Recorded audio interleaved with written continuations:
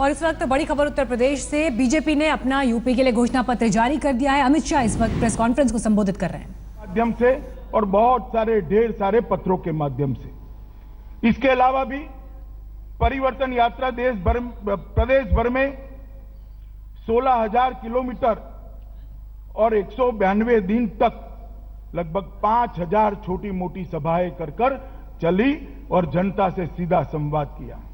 इसका समारोह देश के प्रधानमंत्री 2 जनवरी को रमाबाई अंबेडकर मैदान में एक ऐतिहासिक रैली में किए और वहां उन्होंने विश्वास व्यक्त किया कि उत्तर प्रदेश को भारतीय जनता पार्टी एक विकासशील राज्य बनाने के लिए कृतनिश्चयी है।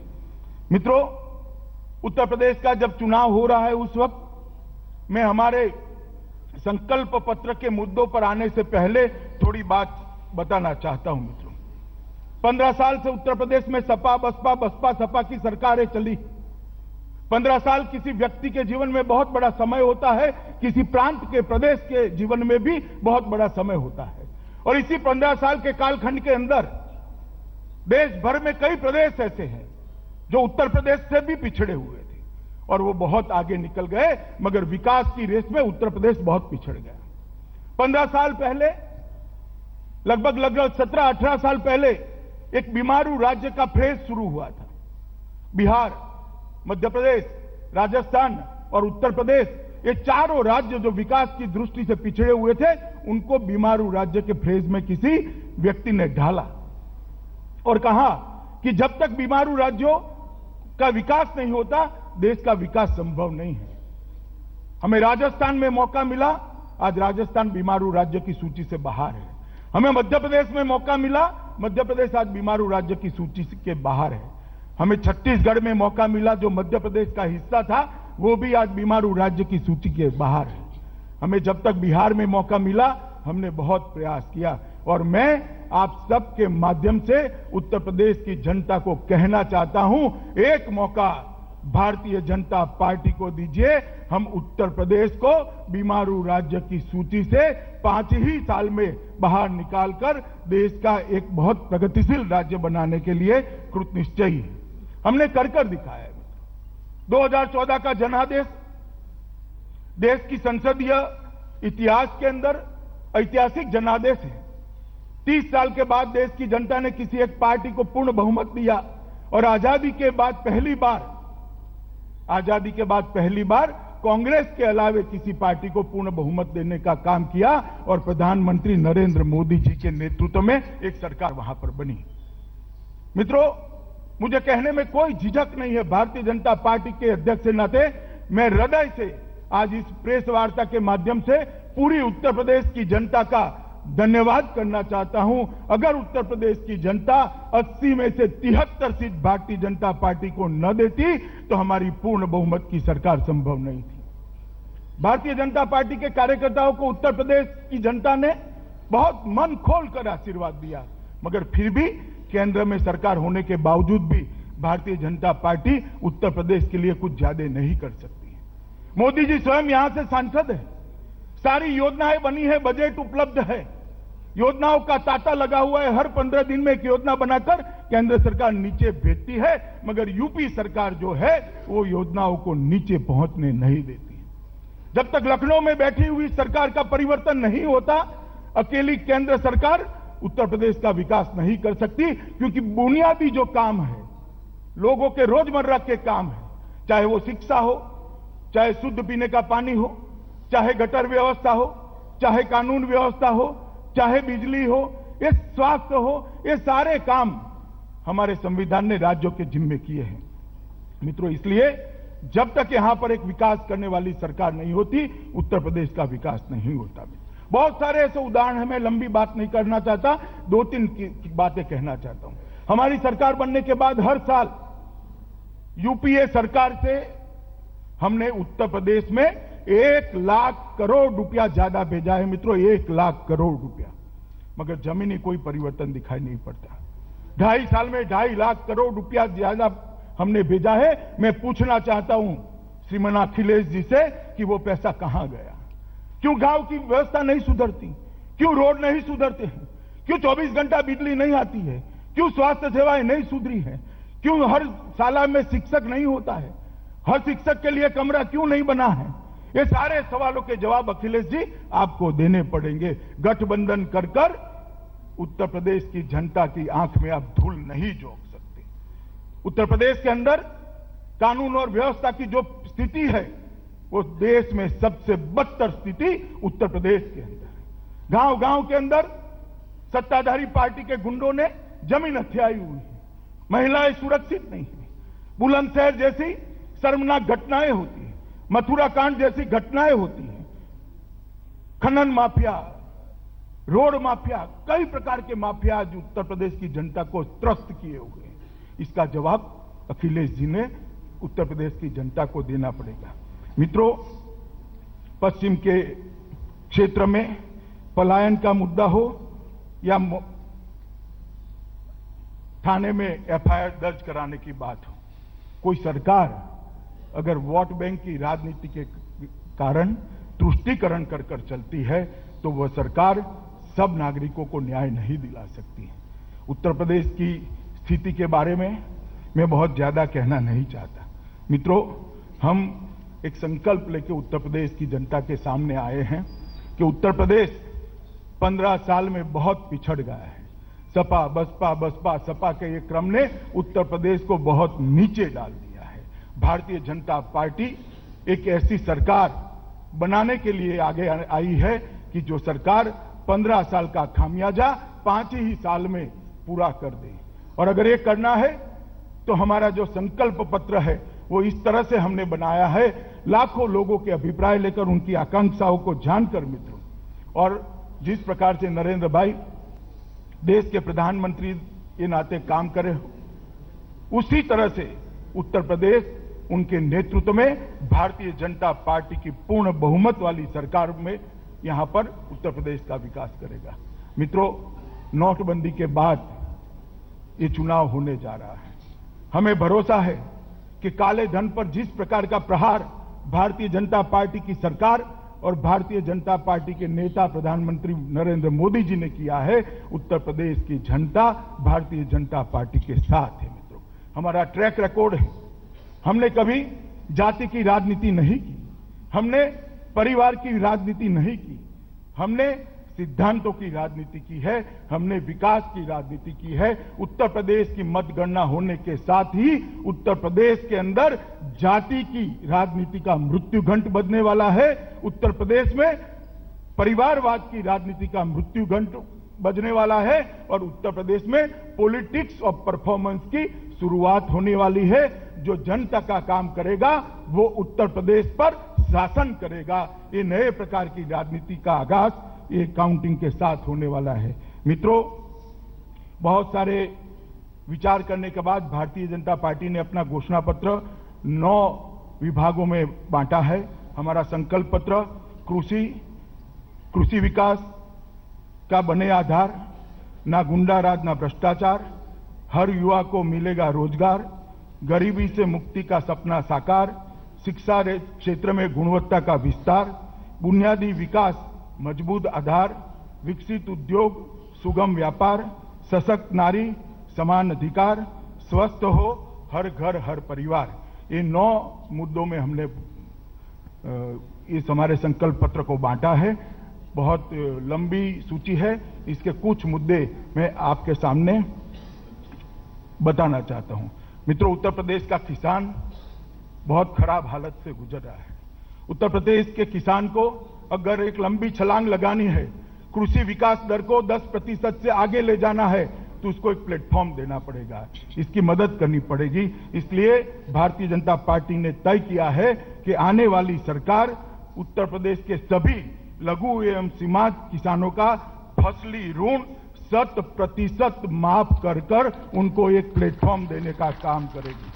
सभी लघु एवं सीमांत किसान को जो फसली ऋण बाद में दिया जाएगा, वो ऋण 0% इंटरेस्ट से दिया जाएगा। किसानों से आगे पर ऋण पर किसी भी प्रकार का ब्याज नहीं लिया जाएगा। भविष्य में गन्ना किसान जब फसल बेचने के लिए चीनी मिल के सामने जाएगा अपने ट्रैक्टर से गन्ना उतारेगा, उसका वजन कराएगा, उसको उसी वक्त 14 दिन के बाद के डेट का चेक मिल की ओर से दे दिया जाएगा। ये भी भारतीय जनता पार्टी की सरकार सुनिश्चित करेगी।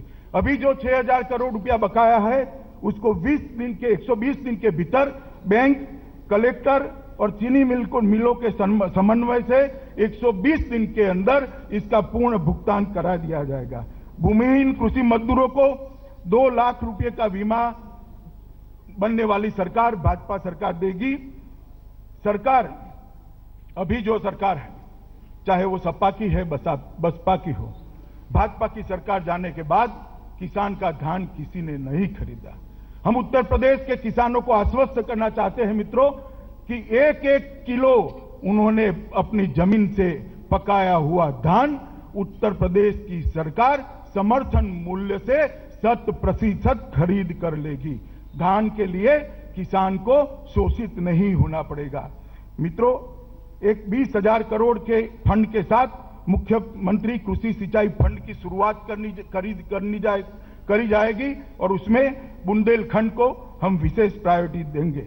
अगले 5 साल में उत्तर प्रदेश में श्वेत क्रांति लाने के लिए 150 करोड़ के फंड से डेयरी विकास फंड की स्थापना की जाएगी और हर 4 जिलों के बीच में एक नई डेयरी, संपूर्ण डेयरी अमूल की पेटर्न पर बनाने का काम किया जाएगा। मित्रों, पशुधन, जब खराब मौसम आता है, चाहे अकाल आता है, चाहे बाढ़ आती है, किसान की फसल जब बर्बाद हो जाती है, तब उसका एकमात्र सहारा होता है पशुधन। ये यांत्रिक कत्लखानों ने उत्तर प्रदेश के पशुधन को लगभग समाप्त कर दिया है। हम चाहते हैं कि फिर से एक बार कृष्ण के जमाने की तरह उत्तर प्रदेश में घी और दूध की नदियां बहे। पशुधन ये किसान का सहारा है। इसलिए भारतीय जनता पार्टी की सरकार बनने के तुरंत बाद अवैध कत्लखाने सारे बंद किए जाएंगे और यांत्रिक कत्लखानों पर प्रतिबंध रख दिया जाएगा। फ्रूट प्रोसेसिंग पार्क भी मित्रों बनाया जाएगा और इसके माध्यम से किसानों को ठीक से उनका उपज का मुआवजा मिले, इस तरक्की करेंगे। न गुंडा राज, न भ्रष्टाचार। मित्रों, 1.5 लाख से ज्यादा पुलिस फोर्स में आज भी पद खाली है। हम घोषणा करते हैं कि सरकार बनने के तुरंत बाद ये 1.5 लाख पुलिस की खाली पद एक साथ भरने के लिए प्रक्रिया शुरू कर दी जाएगी। सांप्रदायिक तनाव के कारण विशेषकर पश्चिम में गांव के गांव खाली हो रहे हैं और उत्तर प्रदेश की डेमोग्राफी चेंज हो रही है। ये बड़ी चिंता का विषय है। इसलिए हमने तय किया है कि डिस्ट्रिक्ट कलेक्टर को पलायन के लिए जिम्मेदार माना जाएगा और पुलिस और एक डेप्यूटी कलेक्टर की एक टीम बनेगी जो गांव में सांप्रदायिक तनाव के कारण कोई पलायन न कर जाए, इसको सुनिश्चित करेगी और सबको रहने का अधिकार सम्मान के साथ मिले, इसकी चिंता करेगी। सभी नागरिकों का एफआईआर धर्म और जाति के भेदभाव के बगैर सुनिश्चित किया जाएगा। जो पत्रकार दिल्ली से आए हो, शायद उनको लगेगा कि इसमें क्या नई बात है। आप देवरिया नहीं गए, सलेमपुर नहीं गए, आप रॉबर्ट्सगंज नहीं गए। थाने में जाते ही पूछते हैं कौन जाति है, कौन धर्म है। अगर अनुकूलता है तो ही प्राथमिकी दर्ज होती है। भारतीय जनता पार्टी की सरकार हर एक नागरिक की प्राथमिकी 24 घंटे में दर्ज करने की एक तकनीकी व्यवस्था सुनिश्चित करेगी। मित्रों, जेलों का आधुनिकीकरण करके अंदर से गैंग चलाने वाले सभी गुंडों पर नकेल कस दी जाएगी। जो लगभग 40,000 से ज्यादा अपराधी उत्तर प्रदेश के अंदर पैरोल फल्लों को कुदाकर बाहर घूम रहे, अपराध कर रहे हैं, हम 45 दिनों के अंदर ही सभी फरार अपराधियों को फिर से एक बार जेलों के अंदर बंद करने के लिए एक कार्यबल का घोषणा करेंगे। 100 हेल्पलाइन जो है उसको घोषणा तो कर दिया कॉस्मेटिक तरीके से, मगर मैं कहना चाहता हूं मऊ के गांव में से अगर कोई 100 नंबर का डायल करता है तो 2.5 घंटे तक कोई आने वाला नहीं। ये 100 नंबर की व्यवस्था जो अभी बनाई है डायल 100, इसको हम अपग्रेड करेंगे और कहीं पर भी 15 मिनट के अंदर पुलिस सहायता पूरे प्रदेश के अंदर उपलब्ध हो, इस प्रकार की व्यवस्था सुनिश्चित करेंगे। मित्रों, भूमाफियाओं ने पूरे उत्तर प्रदेश के अंदर कहर मचाया है। गरीब की जमीन हो, सरकार की जमीन हो, किसी विधवा की जमीन हो, किसी पिछड़े की जमीन हो, किसी दलित की जमीन हो, इसको सत्ताधारी पार्टी के गुंडों ने हथिया लिया है। हमने तय किया है कि नई सरकार बनने के बाद एंटी भूमाफिया टास्क फोर्स हर जिले में बनाया जाएगा और भूमाफियाओं पर एक कठोर कार्यवाही की जाएगी। मित्रों, 15 साल में जो भ्रष्टाचार के मामले आए हैं, इसके लिए भी हम एक विशेष टास्क फोर्स का गठन करेंगे और सबको सजा मिले वो सुनिश्चित करेंगे। अवैध खनन को पूरी तरह से समाप्त करने के लिए खनन माफियाओं के लिए भी एक स्पेशल टास्क फोर्स बनाया जाएगा और जिन्होंने भी ये 15 साल में खनन चोरी करी है वो सभी को कठोर दंड मिले, वो सुनिश्चित किया जाएगा। मित्रों, सबसे बड़ा भ्रष्टाचार अगर उत्तर प्रदेश के अंदर होता है तो बहाली में होता है, इंटरव्यू में होता है, नौकरी में होता है। नौकरी के अंदर इस प्रकार की स्थिति ला दी कि हाईकोर्ट ने पब्लिक सर्विस कमीशन के अध्यक्ष को निरस्त करना पड़ा, उठा देना पड़ा। एक एक भर्ती कोई भी हो उसको जाति के आधार पर किया, धर्म के आधार पर किया। 75-75%, 60-60% लोग एक ही जाति के आए। हम ऐसा नहीं चाहते। जिस युवा के अंदर कौवत होगा, जिस युवा के साथ मेरिट्स होगा, उसको हम आगे बढ़ाना चाहते। इसलिए हमने तय किया है वर्ग 3 और वर्ग 4 के सारी भर्तियों में से इंटरव्यू समाप्त कर दिए जाएंगे और सिर्फ उसकी मेरिट्स पर उसको बहाली कर दी जाएगी, जिससे भ्रष्टाचार का कोई प्रश्न ही न उठे। मित्रों, भ्रष्टाचार की शिकायत दर्ज करने वाले सीधे मुख्यमंत्री कार्यालय की निगरानी के अंदर देखे जाएंगे। हर युवा को मिले रोजगार।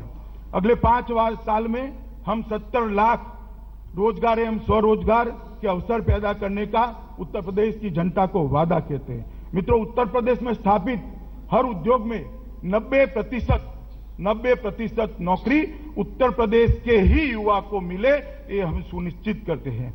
मित्रों, सरकार बनने के 90 दिन के अंदर सभी खाली पड़े सरकारी पदों को भर्ती की प्रक्रिया प्रारंभ कर दी जाएगी। कौशल विकास को भी बहुत बल दिया जाएगा।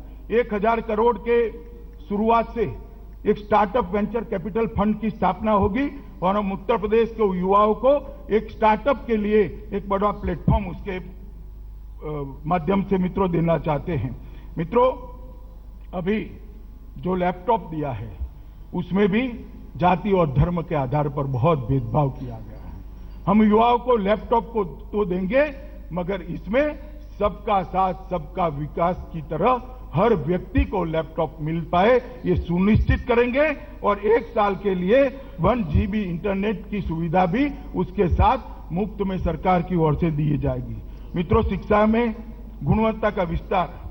सभी लड़कियों को अहल्याबाई कन्या निःशुल्क शिक्षा योजना के तहत ग्रेजुएशन तक की शिक्षा निःशुल्क प्रदान की जाएगी।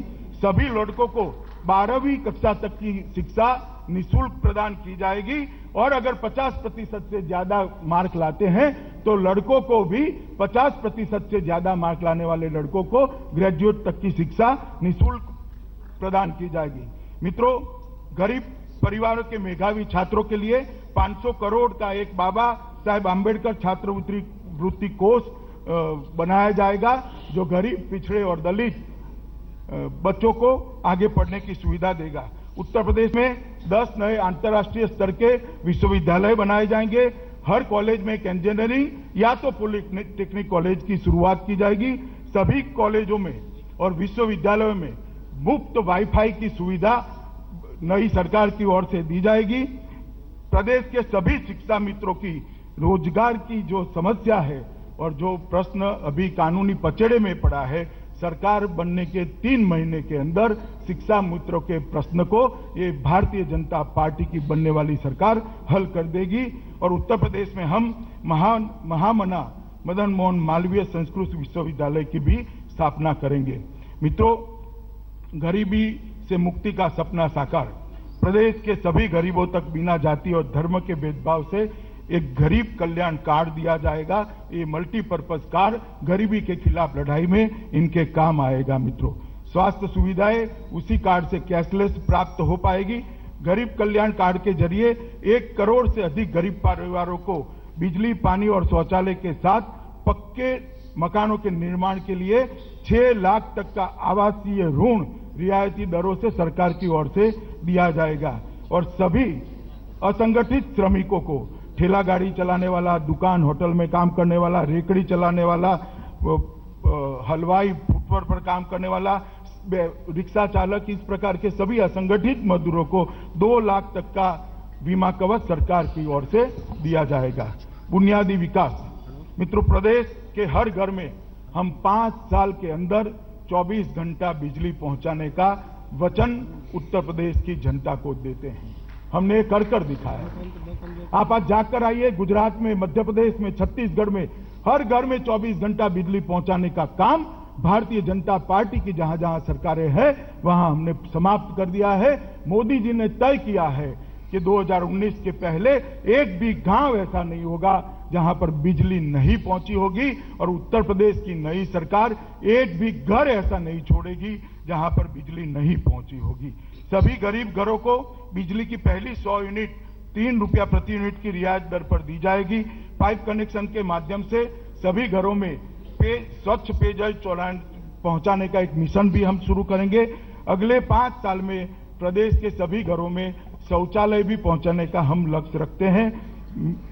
सभी गरीब घरों में निःशुल्क एलपीजी कनेक्शन पहुंचाने का काम हम करेंगे। उज्ज्वला योजना ने आधा काम तो कर दिया है।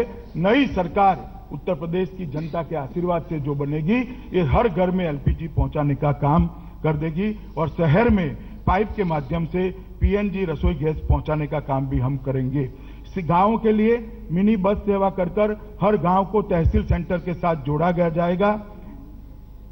हर 4 गांव के बीच में एक चंद्रशेखर आजाद ग्रामीण विकास सचिवालय की स्थापना होगी, जो भारत सरकार और राज्य सरकार के सभी गरीबों के कामों को आगे बढ़ाएगी। भारत सरकार की नेशनलाइज बैंक, कॉमर्शियल बैंक और कोऑपरेटिव बैंक मिलकर 25,000 से ज्यादा गांवों में हम 5 साल में बैंक सेवा उपलब्ध कराने का भी प्रयास करेंगे। लखनऊ, नोएडा की मेट्रो सेवा का विस्तार किया जाएगा। सिर्फ उद्घाटन के फोटो खिंचाने की मैं बात नहीं कर रहा। आज भी आप उद्घाटन हो चुका है लखनऊ में। इसमें से कोई भी व्यक्ति अगर मेट्रो में बैठना चाहे तो बैठ सकता है या नहीं बैठ सकता है, मैं पूछना चाहता हूं। ऐसी नहीं, साच अर्थ में जिसके साथ सुरक्षित रूप से परिवार के साथ उत्तर प्रदेश की जनता यात्रा कर सके, इस प्रकार की मेट्रो सेवा लखनऊ और नोएडा में हम उसका विस्तार करेंगे। कानपुर, आगरा, इलाहाबाद, गोरखपुर, झांसी और गाजियाबाद में मेट्रो सेवा का तुरंत आरंभ किया जाएगा। प्रदेश के सभी 6 क्षेत्रों के बाकी देश से हवाई कनेक्टिविटी सुधारने के लिए भारत सरकार के सहयोग से नए हवाई अड्डे बनाए जाएंगे। सभी 6 क्षेत्रों में मुख्य पर्यटन स्थल लखनऊ, मथुरा, वृंदावन, अयोध्या, प्रयाग, विंध्याचल, नैमिषारण्य, चित्रकूट, कुशीनगर, वाराणसी और गोरखपुर के लिए हेलीकॉप्टर सेवा शुरू की जाएगी, जो पवन हंस की तर्ज पर चलेगी। लोगों को ये सभी तीर्थ स्थानों में पहुंचाने में उनकी सेवा करेगी। बुंदेलखंड के सर्वांगीण विकास के लिए मुख्यमंत्री कार्यालय की निगरानी में बुंदेलखंड विकास का गठन किया जाए, विकास बोर्ड का गठन किया जाएगा। पूर्वांचल के सर्वांगीण विकास के लिए मुख्यमंत्री कार्यालय की निगरानी में पूर्वांचल विकास बोर्ड का भी गठन किया जाएगा। मित्रों, विकसित उद्योग, सुगम व्यापार, सीधे मुख्यमंत्री कार्यालय की निगरानी में सिंगल विंडो क्लियरेंस की सिस्टम चलाई जाएगी। प्रदेश में टेक्नोलॉजी और सर्विस क्षेत्र को बढ़ावा देने के लिए 6 आईटी पार्क की स्थापना की जाएगी। प्रदेश में अंग्रेजी दवाओं की आवश्यकता एवं खपत को पूरा करने के लिए फार्मा पार्क की भी स्थापना की जाएगी। 1000 करोड़ की कोष निधि के साथ विश्वकर्मा श्रम सम्मान योजना लागू की जाएगी, जिसके तहत बढ़ई, मोची, दर्जी, टोकरी बुनकर, नाई, सुथार, सुनार, लोहार, कुम्हार, हलवाई जैसी पारंपरिक स्वरोजगारियों को ऋण देने का काम किया जाएगा। मित्रों, प्रदेश में व्यापारियों के हित की रक्षा के लिए व्यापार कल्याण बोर्ड की स्थापना की जाएगी। वो व्यापार कल्याण बोर्ड भामाशाह व्यापार कल्याण बोर्ड के नाम से जाना जाएगा। व्यापारियों के विवाद को सुलझाने के लिए हर एक जिले में एक विशेष मध्यस्थता प्राधिकरण गठित किया जाएगा। सरकार समर्थित लॉजिस्टिक के साथ एक ई कॉमर्स पोर्टल स्थापित किया जाएगा, जिसके द्वारा प्रदेश के पारंपरिक हस्तशिल्पों को अंतर्राष्ट्रीय बाजारों तक पहुंचाया जाएगा। सशक्त नारी समान अधिकार भाग्य लक्ष्मी योजना के अंतर्गत प्रदेश की हर गरीब परिवार में जन्मी बेटी को 50,000 का विकास बॉन्ड दिया जाएगा।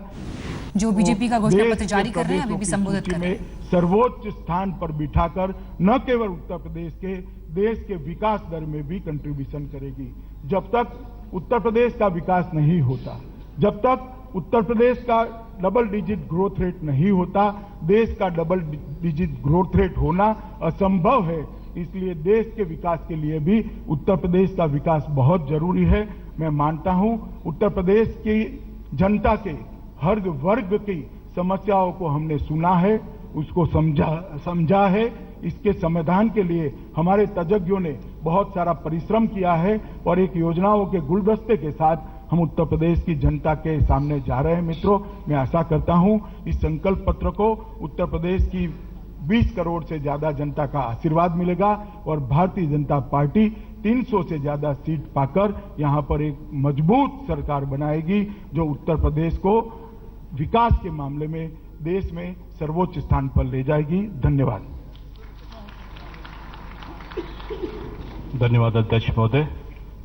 निश्चित रूप में जो लोक कल्याण संकल्प पत्र है, निचले जनता तक सरकार के विकास का कार्य पहुंच सके, लोक कल्याणी भावना से पूरा कृत संकल्प होकर सरकार जनहित में काम करने में सक्षम हो सके, इसके लिए दृढ़ प्रतिज्ञ एक जो दृष्टिकोण था वो माननीय अध्यक्ष जी ने यहाँ पर प्रस्तुत किया है। हम सब जानते हैं कि विकास की अवधारणा में केंद्र सरकार तो लखनऊ से आप ये तस्वीरें लगातार देखते थे इस कार्यक्रम की। लोक कल्याण संकल्प पत्र नाम से बीजेपी ने घोषणा पत्र जारी किया। क्या बड़ी बातें इस घोषणा पत्र की हैं वो आपको हम दिखा रहे हैं। हर युवा को रोजगार मिले, इसके लिए प्रयास किए जाएंगे और अगले 5 साल में 70 लाख नौकरियां उपलब्ध कराएगी सरकार, ये उन्होंने दावा किया। साथ ही कहा कि किसानों के कर्ज माफ होंगे। किसानों के लिए काफी अनाउंसमेंट बीजेपी ने यहाँ पर की। इसके अलावा ब्याज मुक्त कर्ज को लेकर घोषणा की और साथ ही कैसे सस्ते दरों पर कर्ज उपलब्ध कराया जाए, इसके लिए क्या प्रयास अगर बीजेपी सरकार आती है वो करेगी, इस बात का जिक्र उन्होंने किया। तो किसानों युवाओं को फोकस करते हुए घोषणाएं की। गन्ना किसानों को 6,000 करोड़ की सहायता दी जाएगी और इसके अलावा ये सुनिश्चित किया जाएगा कि 120 दिन के अंदर भुगतान हो, इस बात का जिक्र अमित शाह ने किया। मुख्यमंत्री कृषि सिंचाई फंड की शुरुआत होगी। सफेद क्रांति के लिए बड़ी डेयरी योजना बनाई जाएगी। पशुधन पर के ध्यान केंद्रित किया है। 1.5 लाख पुलिस के पद भरे जाएंगे। जो रिक्त स्थान है उन्हें जल्द से जल्द भरा जाएगा। सुरक्षा व्यवस्था को एक अहम मुद्दा बनाया उत्तर प्रदेश की, जिसे लेकर उन्होंने कहा चाहे वो भूमाफिया की बात हो, 15 सालों में भूमाफिया जिस तरह से पनपा है उसे कंट्रोल किया जाए, उसे रोका जाए, इसके लिए टास्क फोर्स का गठन होगा। भ्रष्टाचार के अलग अलग मामलों के लिए टास्क फोर्स बनाई जाएंगी और साथ ही भूमाफिया जो सेल है उस पर कार्रवाई की जाएगी। 100 नंबर की व्यवस्था का भी जिक्र किया, जिसे कहा कि अभी सिर्फ ये कॉस्मेटिक व्यवस्था है, लेकिन इसे बीजेपी की सरकार अगर आती है तो वो और अपग्रेड करेगी। तो किसानों को लेकर, युवाओं को नौकरी देने को लेकर, लैपटॉप को लेकर भी उन्होंने बात कही, क्योंकि समाजवादी पार्टी लैपटॉप दे चुकी है, देने का वादा भी कर चुकी है आगे भी। तो उन्होंने कहा कि इस व्यवस्था को भी हम और आगे लेके जाएंगे। जाति के आधार पर लोगों में भेदभाव ना हो लैपटॉप दिए जाने में लेकर बीजेपी सबका साथ सबका विकास के तहत इस लैपटॉप योजना को आगे बढ़ाएगी। जो ये बात भी अमित शाह इन घोषणाओं में कहते नजर आए। और ये मंच की तस्वीरें आप देख रहे हैं। एक भव्य कार्यक्रम के तहत घोषणा पत्र को आज लॉन्च किया गया, जिसे नाम दिया गया है लोक कल्याण संकल्प पत्र और अपने संस्थान का परिचय, अपना जिस पत्र से वो संबंध रखते हैं, देने के बाद एक एक करके प्रश्न करेंगे। मैं अशोक राजपूत हूं, पॉलिटिकल बिजनेस। तो कई घोषणाएं यहाँ पर पार्टी की तरफ से की गई, लेकिन सबसे बड़ी घोषणा किसानों को लेकर की गई। किसानों पर यहाँ पर बीजेपी ने खास ध्यान दिया है, इस बात को लेकर तमाम बातें और कही गई हैं। आइए आपको सुनाते हैं किसानों को लेकर जो अनाउंसमेंट हुई है उसमें क्या अहम बातें हैं।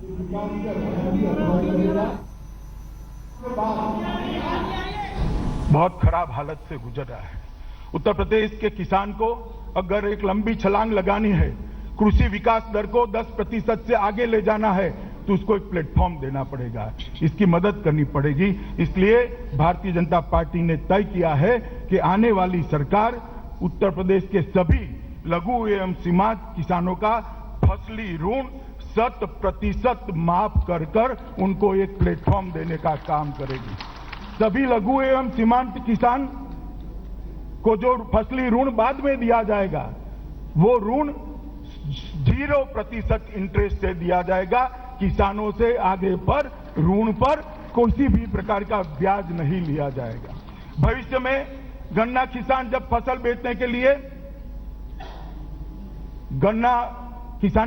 बेचने के लिए चीनी मिल के सामने जाएगा, अपने ट्रैक्टर से गन्ना उतारेगा, उसका वजन कराएगा, उसको उसी वक्त 14 दिन के बाद के डेट का चेक मिल की ओर से दे दिया जाएगा।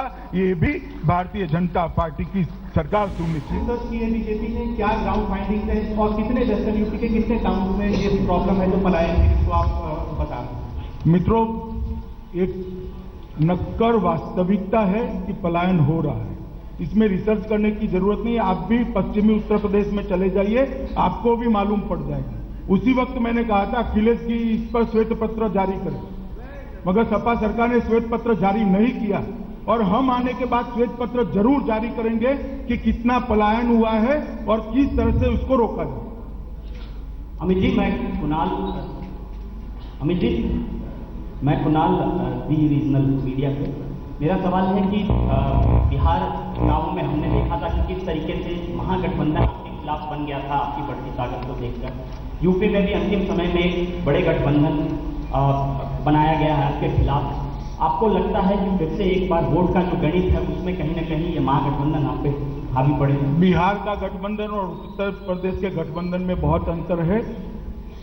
मानो कोई भी संख्या है, 3 के अंदर शून्य को प्लस कर दीजिए तो जवाब 3 ही आता है। सपा प्लस कांग्रेस का जवाब सपा ही आता है। अमित, आप समझ पाए हैं ना मेरी बात? अमित जी, मैं विजय त्रिवेदी बोल रहा हूँ, आपके लेफ्ट साइड में Vijay Trivedi, news nation news state channel से। अभी बताया आपने कि 14 राज्यों में भारतीय जनता पार्टी और उसके सहयोगियों की सरकार है। उत्तर प्रदेश में 73 से ज्यादा एमपीज आपके हैं और आपको उम्मीद है कि 300 से ज्यादा सीटें भारतीय जनता पार्टी इन चुनावों में लाएगी। तो क्या इन चुनाव के नतीजों को 2019 का सेमीफाइनल और केंद्र सरकार के लिए रेफरेंडम माना जा सकता है? हमारे लिए हर चुनाव एक परीक्षा होता है और हर परीक्षा में हम पास होना चाहते हैं। अमित जी, भूपेंद्र चौबे, नेटवर्क 18, इसी तरफ आपने एक बात रखी, आपने जातिवाद और पुलिस व्यवस्था की, कानून व्यवस्था की। उत्तर प्रदेश में देखा गया है सर कि पिछले 10 वर्षों में पुलिस का जो पॉलिटिसाइजेशन है वो कंप्लीट हो चुका है। क्या प्रकाश डालेंगे कि आपकी अगर सरकार बनी तो कैसे सुधरेगा ये काम? हम पारदर्शी तरीके से अगर भर्ती करेंगे तो पॉलिटिसाइजेशन अपने आप रुक ही जाएगा। अगर एक ही जाति के, एक ही धर्म के लोग भर्ती होते रहते हैं तो पुलिस कैसे पॉलिटिसाइज होए बगैर रहेगी। इसलिए हमने आग्रह रखा है कि भर्ती के अंदर ही पारदर्शिता लाएंगे और जब सरकार हस्तक्षेप नहीं करती है तो पॉलिटिसाइजेशन नहीं होता है। हमारे बहुत सारे राज्यों में हमने कर दिखाया।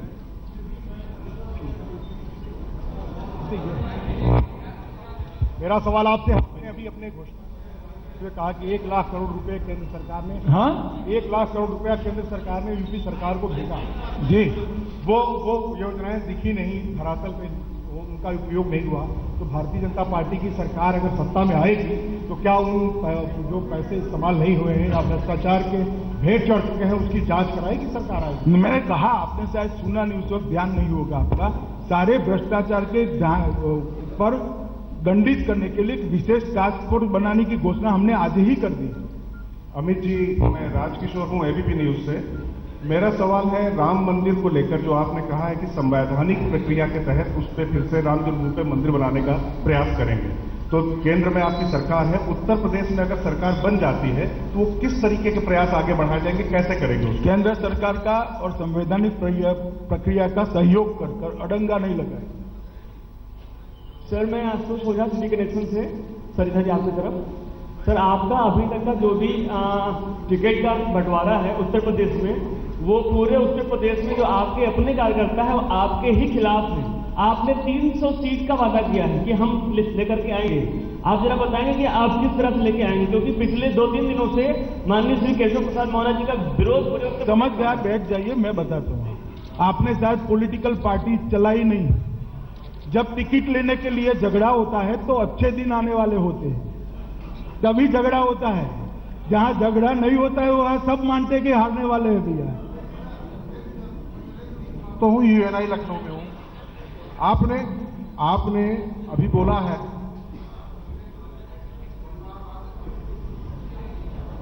अभी से हाल है सर, सरकार बनने पर राजनीति से परिवारवाद और जातिवाद को मृत्युदंड दे दिया जाएगा। आपने जो टिकट बांटे हैं उस टिकट में परिवारवाद की स्पष्ट झलक मिलती है। कई बड़े नेताओं के परिवार वालों को टिकट दिया गया। समझ गया। कैसे इस पर विश्वास किया जाए? मैं बताता हूं कैसे विश्वास किया जाए। परिवारवाद से मेरा मतलब है कि मुलायम सिंह जी के बाद बेटा बनता है, फारूक अब्दुल्ला के बाद उनका बेटा मुख्यमंत्री बनता है, इंदिरा नेहरू के बाद इंदिरा जी बनती, इंदिरा जी के बाद राजीव भाई बनते हैं, राजीव भाई के बाद राहुल जी बनते हैं। इसको परिवार कहते हैं। एमएलए एमपी बनने को परिवारवाद नहीं कहते भैया। परिवारवाद ये होता है कि जन्म होते ही राज्य का मुख्यमंत्री तय कर दिया जाता है। मैं आपको बताता हूं, राहुल जी के अगर घर पे शादी हो जाए और अच्छे दिन आए तो कांग्रेस का भावी अध्यक्ष तो तय ही हो गया है। इसको परिवारवाद कहते हैं।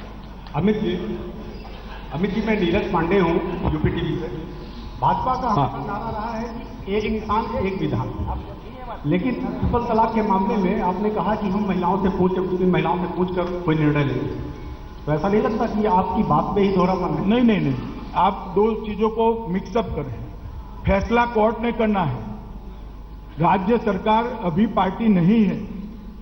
अगर उत्तर प्रदेश की महिलाएं हमें कहती है, इनकी इच्छा जताती है, तो राज्य सरकार पार्टी बनकर इस दिशा में आगे। मैं पार्टी की पॉलिसी की बात नहीं करता, राज्य सरकार के आने वाले दिनों के संकल्प की बात कर रहा हूं। सर मैं विशाल पांडे हूँ जी न्यूज चैनल से। सर इधर लेफ्ट साइड आपके। सर आपका मुद्दा विकास है या राम मंदिर, और दूसरा आपका मुकाबला किस पार्टी से उत्तर प्रदेश में? राम मंदिर और विकास में कोई अंतर विरोध नहीं है, दोनों साथ साथ हो सकते हैं। ये जो आपने राम मंदिर की बात कही है, मैं शरद प्रधान हूं, स्वतंत्र पत्रकार हूं, और ये जो आपने राम मंदिर की बात कही, अभी भी आप इस बात का खुलासा नहीं कर रहे हैं कि कौन सी प्रक्रिया अपनाएंगे। 2.5 साल हो गए, अभी तक तो कोई प्रक्रिया नहीं अपनाई है राम मंदिर के मामले में। और दूसरा सवाल एक और भी है, वो ये है कि आपकी बहुत सी स्कीम्स जो आपने ऑफर करे, जो दिया है, उसमें तमाम स्कीम्स ऐसी हैं जो अखिलेश यादव की सरकार ऑलरेडी दे रही है। तो ऐसा नहीं समझा जाएगा कि उन्हीं को कॉपी कर रहे हैं ऑलरेडी। जैसे लैपटॉप की आप बात कर रहे हैं, मेट्रो की बात कर रहे हैं, आप महिलाओं के जो लड़कियों को स्कॉलरशिप की बात कर रहे हैं, इस तरह की सारी स्कीम्स ऑलरेडी हैं। तो ऐसा नहीं लगेगा कि आप उसकी नकल कर रहे हैं? हो गया। लैपटॉप जाति और धर्म के भेदभाव के अलावे बांटने वाले हैं, सिर्फ एक जाति को नहीं मिलेगा। दूसरी बात, लैपटॉप सुनिए शरद जी, लैपटॉप के साथ 1 GB डेटा भी फ्री देने की मैं घोषणा कर रहा हूं। महिलाओं की स्कॉलरशिप के लिए भी एक राशि की जो हमें घोषणा की है वो बजट के साथ मैच कर लीजिएगा, 2.5 गुना ज्यादा है। मंदिर वाले सवाल में हम बताएंगे, और अभी भी प्रक्रिया चली रही है। कोर्ट में परसों ही डेट थी, चली रही है प्रक्रिया। अमित जी, मैं प्रिंट संवैधानिक प्रक्रिया मतलब कोर्ट का केस, ये संवैधानिक प्रक्रिया ही होती है। हेलो, और भी प्रक्रिया कोई सुझाव दीजिए आप, तो उस पर भी विचार करें। अमित जी, मैं बालकृष्ण हूँ, इधर सर यहाँ। अमित जी, मैं जनवाणी से हूँ, प्रिंट मीडिया से। आपने 3 तलाक वाली महिलाओं की बात कही है कि उनसे पूछ करके आप करेंगे।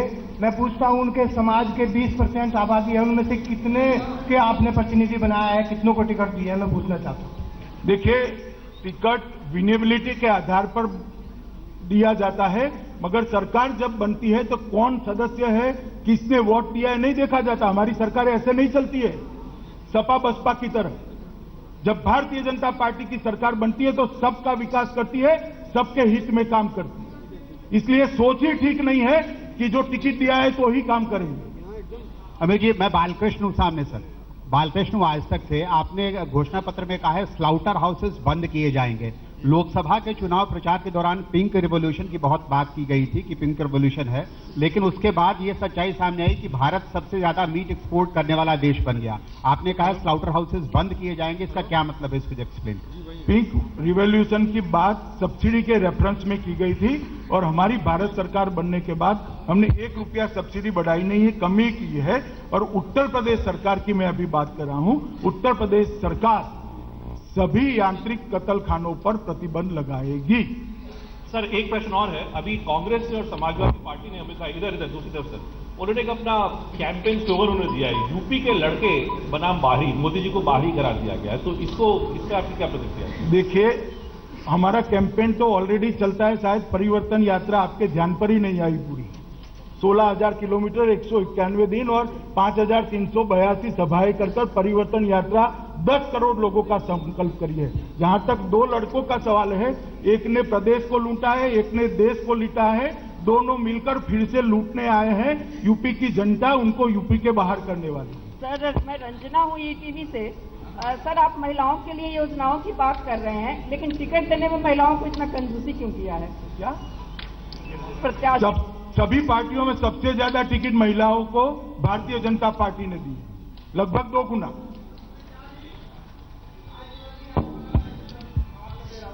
आप कहते हैं सबका साथ लेके हम सरकार बनाएंगे, लेकिन आपने टिकट में एक भी मुसलमान को टिकट नहीं दिया, क्या वजह है इसकी? भैया, मैंने कहा ना, हम विनेबिलिटी के आधार पर टिकट देते हैं। लगेगा तब देंगे, आप क्यों चिंता कर रहे हैं इतनी? माननीय अध्यक्ष जी, मैं विनोद और टिकट से ही विकास होता है ऐसा मत मानिए। जब हम हर गांव में हर घर में बिजली पहुंचाएंगे तो मुसलमान के घर में भी पहुंचेगी। हर घर में गैस पहुंचाएंगे तो मुसलमान के घर में भी पहुंचेगा। अभी उज्ज्वला के बहुत सारे गैस मुसलमानों के घर पे पहुंचे हैं। आपका नजरिया विकास से टिकट तक सीमित है। हमारे कार्यकर्ता टिकट लेकर विकास नहीं करते, काम करते हैं, अपना विकास नहीं करते।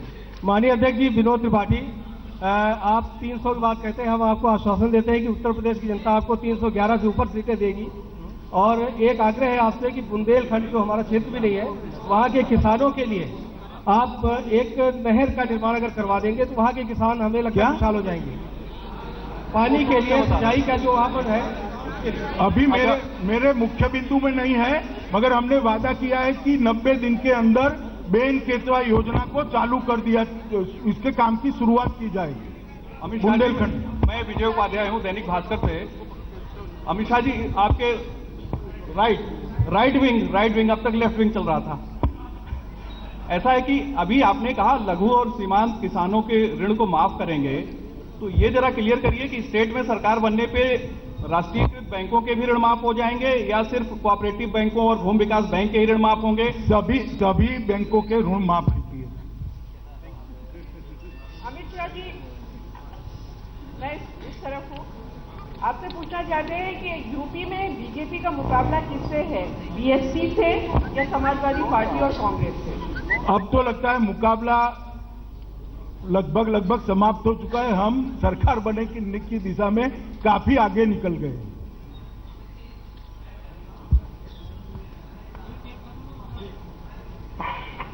अमित शाह जी, एक सेकंड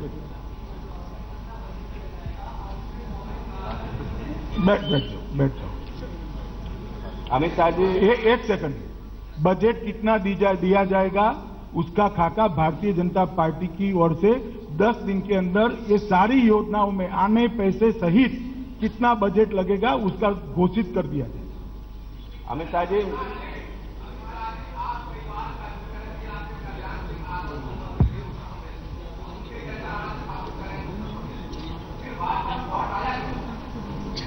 कहाँ हटा है भाई? अरे आपके बर्थडे डेट की पहले की कहाँ बात कर रहे हो भैया? अमित शाह जी, मैं संजय राजन, संपादक इंडिया वाच न्यूज चैनल से। सबसे पहले मैं ये जानने की कोशिश करूंगा, क्योंकि युवाओं का काफी तरजीह दिया गया है इस आज के संकल्प पत्र में, लेकिन एक नाम है जिसको लेकर के कहीं न कहीं दलित राजनीति की बात की जाती है। अम्बेडकर छात्रवृत्ति के लिए जो फंड बनाने की बात हुई है, और इसको लेकर के कहीं न कहीं मायावती की बेचैनी भी काफी तेज देखने को मिलती है। तो क्या इस जो छात्रवृत्ति के लिए जो फंड बनाया गया अम्बेडकर के नाम पर, इसे दलित राजनीति से जोड़कर देखा जाए?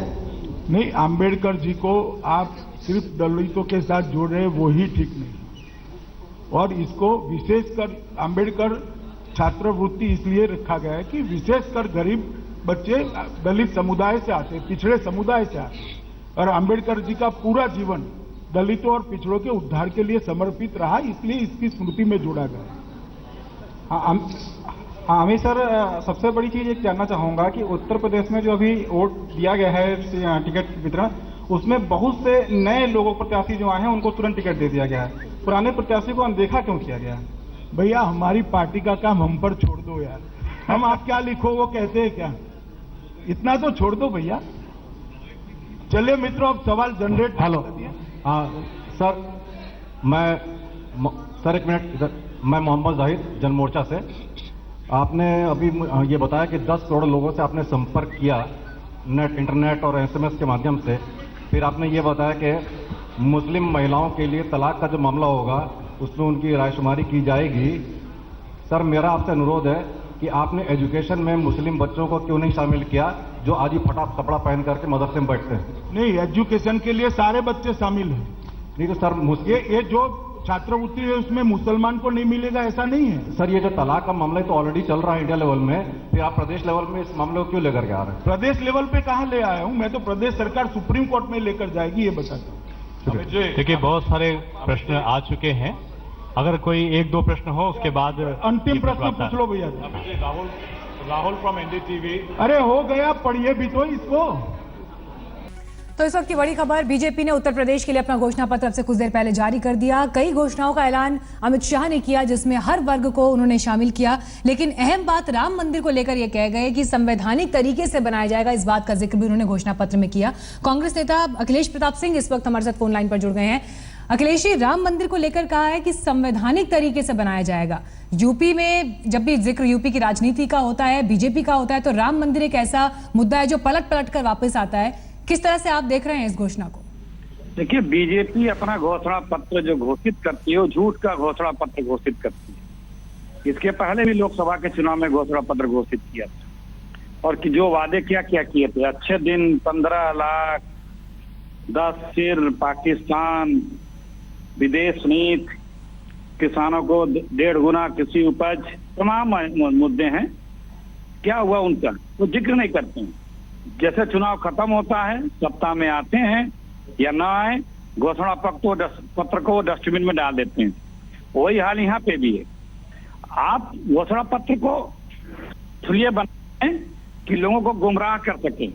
आपको देना, क्योंकि आप सत्ता में अगर आते हैं तो भी नहीं, तो यहाँ तो आना ही नहीं है। डबल डिजिट में नहीं आएगी यूपी में बीजेपी। जनता पूरे देश में परेशान है। देश से छुटकारा पाना चाहिए मोदी जी की बीजेपी से। तो उत्तर प्रदेश में कौन इनको कोई पॉजिटिव चीज उसमें गिना भी नहीं पाए, क्योंकि सोच भी नहीं है उनकी पॉजिटिव चीजों की। वही जो चीजें उसमें विचाराधीन है सुप्रीम कोर्ट में, या जो वादे ये कर चुके थे उसका क्या हुआ? बोलते थे उसी में तो देश एक्सपोर्ट है घोषणा पत्र में कि बूचड़ खानों को बंद कराएंगे। जी, शुक्रिया अखिलेश जी आपका हमसे बात करने के लिए।